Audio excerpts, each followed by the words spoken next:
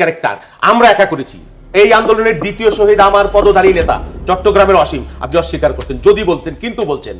এইটাই হলো আওয়ামী লীগের রাজনীতি। আওয়ামী লীগ যে ফ্যাসিবাদী ক্যারেক্টারের কথা বলতো, তাদের মধ্যে সেই চরিত্র ইতিমধ্যে অলরেডি চলে গেছে। আপনাদের শহীদের বিচার তো আপনাদের সবার আগে চাওয়া উচিত। ওয়াসিমের কথা, শহীদের আবু সাইদের কথা আমরা কিন্তু পরপর বলি। যদি বলছেন, আচ্ছা আমি যদিটা উইথড্র করলাম, এবং আপনাদের শহীদের বিচার আপনারা না চেয়ে আপনারা সেটার উপর দাঁড়ায় আপনারা নির্বাচন চাচ্ছেন। বিচার করতে হলে আমাদের এবং ভারতীয় যে আধিপত্যের কথা বলেছেন, আপনি যে ভারতীয় আধিপত্যের কথা বলেছেন, এখন কিন্তু আপনাদের ভুলে গেলে চলবে না এই ভারত নানা ষড়যন্ত্র করে। আপনি শুরুতে কিন্তু প্রণব মুখার্জির কথা বলেছেন, সে স্বীকার করেছে কিভাবে আওয়ামী লীগকে তারা ক্ষমতা এনেছে। এখন কিন্তু যে গুঞ্জন শোনা যাচ্ছে যে ভারতকে আপনারা আবার তুষ্ট করার জন্য এবং ভারতের প্রেসক্রিপশনে আবার যে আপনারা যে একটা সমীকরণ আবার রচনা করছেন, এটা কিন্তু আপনাদের বিপরীতেই। জনগণ কিন্তু এই জিনিসগুলো কখনোই ভুলে যাবে না, এবং এটা অবশ্যই আপনারা বড় রাজনৈতিক দল, আপনাদের এটা অনির্বাচিত সরকার, আপনারা নির্বাচনে গেলে আপনারা সংবিধান করবেন, বিচার করবেন, সবকিছু করবেন, কিন্তু এটা ভুলে যান না যে জনগণকে বাদ দিয়ে পরবর্তীতে যেই ক্ষমতায় আসবে